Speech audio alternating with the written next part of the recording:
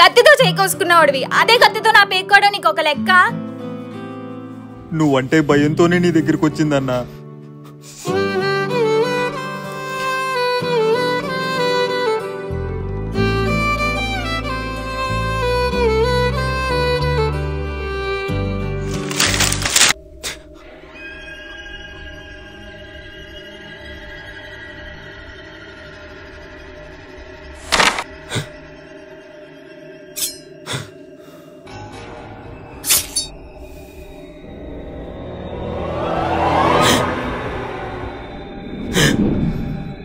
మీరు పరిగెట్టినప్పుడు గాజుల సౌండ్ వినిపిస్తుందిరా.